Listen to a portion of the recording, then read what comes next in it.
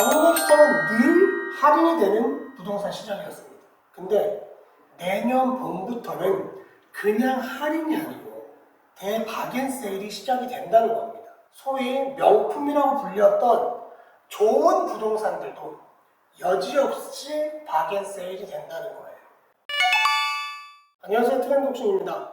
오늘은 좀 근본적인 얘기를 좀 해볼까 해요. 지난주인가요? 회원님 한 분이 오셔가지고 왜 지금이 경매가 가까워가는 시기예요? 왜 유튜브에서 지금 경매를 준비해야 된다고 얘기를 하는 거예요? 라고 물어보시더라고요. 이 영상을 보고 계시는 분들은 이미 대부분 부동산 경매에 관심이 있으신 분들이실 텐데요.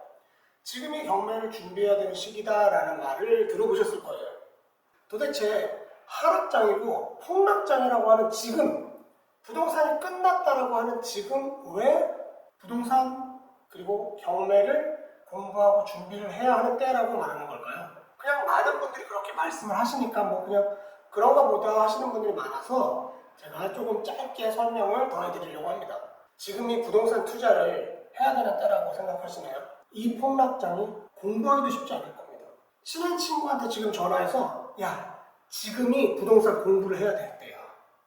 지금 집 사야 돼. 라고 해보세요. 아마 10명 중에 8명은 이러면서 욕을 할 겁니다. 그만큼 지금은 부동산 거래가 얼어붙어 있어요. 매수를 하겠다는 사람은 없습니다. 매수하고 싶진 않죠. 바닥이에요. 경매 시장도 부동산 시장이랑 흐름이 같아요. 그럼 지난 몇 년 전 한번 생각해 볼까요? 지난 몇 년 전에는 부동산이 폭등장이었습니다. 조금이라도 괜찮은 물건이 경매라도 나오면 정말 바로바로 낙찰됐었습니다. 예전 같았으면 바로바로 낙찰됐을 좋은 아파트들이 지금은 유찰이 거듭되고 있어요. 왜? 폭락장이니까. 매체에서는 10여 년 만에 낙찰가율이 최저치를 기록했다고 하고 있더라고요. 경매 시장, 낙찰가 최저, 경매 시장도 얼어붙었다 이렇게 얘기를 하는데, 그런데다가 우리는 눈을 뜨면 서울 전세가가 2년 전 가격으로 돌아왔네, 역전세가 어쩌네, 평통전세가 어쩌네, 매일매일 우리의 눈과 귀를 자극하는 기사를 접할 수 있습니다. 더구나 금리 인상 때문에 대출을 일으켜서 집을 사는 건 꿈도 못 꾸게 되죠. 보통의 사고를 가지고 있으신 분들은 지금 이 시기에 집을 사는 건 살래야 무서워서 살 수도 없어요. 아마 지금 집을 사는 건 정말 바보들이나 하는 거다라고 생각하실걸요. 자, 아까 얘기한 금리 인상, 금리가 오르면 어떻게 되나요? 물가는 상승이 되고 있을 거고 생활이 점점 힘들어지겠죠. 대출이자도 힘들어지고. 가뜩이나 우리는 지난 몇 년간 돌림병을 겨우 버텨왔는데 이제 조금 사업이나 장사가 될까 말까 하는데 이게 이자가 너무 많이 올라버렸어요. 물가가 너무 많이 올라버렸어요. 세계 경제가 휘청휘청하고 있습니다. 전쟁도 한몫했죠. 대출을 실행했던 집들, 공장들, 상가들 다 어떻게 됩니까? 이자를 내고 싶은데 내기가 힘들어져요. 이자를 못 내고 빚을 못 갚으면 어떻게 되죠? 경매로 진행이 될 위기가 닥치겠죠.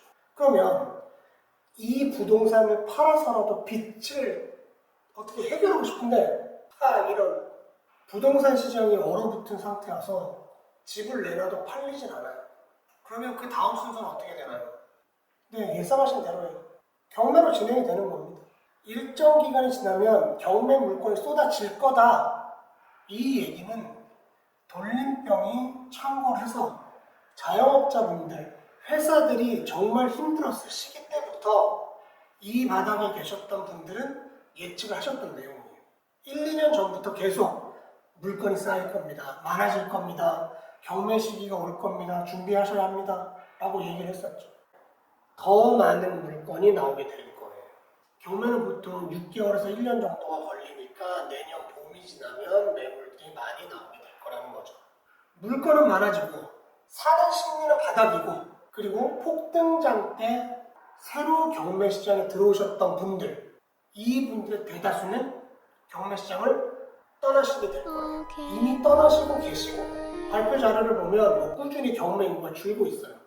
경쟁력은 줄어들게 되고 낙찰가는 현저히 낮아지게 되겠죠. 지금도 계속 낮아지고 있어요. 상승장 때는 과도한 경쟁으로 인해서 낙찰가랑 시세가 큰 차이가 없어서 재미가 없었습니다. 예를 들자면 10억짜리 아파트를 9억 9천에 낙찰받다 하니까, 더 솔직하게 얘기해 볼까요? 폭등장 때는 시세보다 더 비싸게 낙찰받아가는 경우들이 허다했어요. 내 손에 쥐는 돈이 없다라는 의미로 제가 재미없다라고 말씀을 드렸던 겁니다. 하지만 하락장일 때는 어떨까요? 사고 싶은 심리는 바닥이고 경쟁은 줄어들었고 시세랑 많은 차이를 볼 수 있다는 거죠.